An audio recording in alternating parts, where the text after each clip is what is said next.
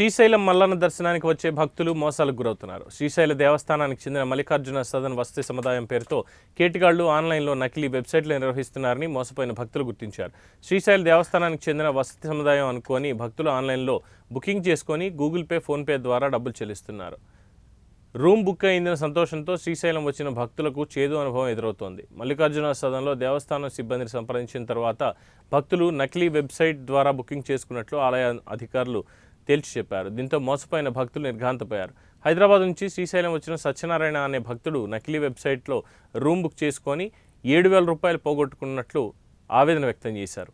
ముంబైకి చెందిన ఆశీష్ కుటుంబ సభ్యులతో శ్రీశైలం దర్శనానికి వచ్చారు. ఆయన సైతం నకిలీ వెబ్సైట్లో 4,100 రూపాయల నగదును పోగొట్టుకున్నట్లు ఆవేదన వ్యక్తం చేశారు. వీరిద్దరు భక్తులు శ్రీశైలంలోని దేవస్థానానికి చెందిన మల్లికార్జున సదన్ వరకు వచ్చి సిబ్బందితో తాము మోసపోయిన తీరును వివరించారు. ప్రతిరోజు 2-3 చొప్పున భక్తులు మోసపోయి వస్తున్నట్లుగా దేవస్థాన సిబ్బంది చెప్తున్నారు. నకిలీ వెబ్సైట్ను నియంత్రించేందుకు శ్రీశైల దేవస్థానం అధికారులు, రాష్ట్ర ప్రభుత్వం చర్యలు తీసుకోవాలని భక్తులు డిమాండ్ చేస్తున్నారు.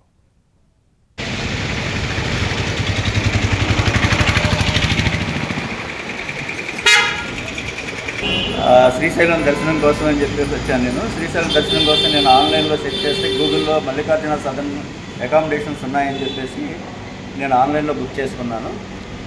ఆన్లైన్ బుక్ చేసిన తర్వాత నా బ్యాంక్ నుంచి అమౌంట్ డిడక్ట్ అయిపోయిన తర్వాత నేను వాళ్ళని కాంటాక్ట్ చేస్తుంటే రూమ్ డీటెయిల్స్ కోసం, వాళ్ళు రూమ్ డీటెయిల్స్ ఏమీ లేవని, రూమ్ డీటెయిల్స్ గురించి కాదని వాళ్ళు కాంటాక్ట్ అవ్వకుండా అవాయిడ్ చేసుకుంటూ మాకు తెలియదు ఇదంతా ఫ్రాడ్ అని చెప్తున్నాను. సో దీని గురించి అధికారులే ఏదైనా చూసి మాలాగా ఎవరో మోసపోకుండా చూడాలని చెప్పేసి కోరుకుంటున్నాను. మీకు ఎంత కట్ అయింది?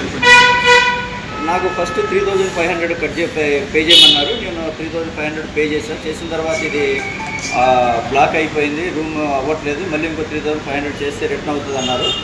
నేను ఇది దేవస్థానం మల్లికార్జున సదన్ అంటే నిజం గవర్నమెంట్దే కదా అన్న ఉద్దేశంతో నేను రెండోసారి చేయవలసి వచ్చింది. తర్వాత ఇమ్మీడియట్లీ ఇది ఫ్రాడ్ అని తెలిసి నేను నా బ్యాంక్ని అలర్ట్ చేశాను. Along with me, my sister and my mother, we planned a trip to Srisalam. So we came yesterday at Hyderabad, and from Hyderabad, early morning yesterday, I was trying to search for accommodation close to the temple. So I was told that Mallikarjun Sadan is around 200 meters from the temple.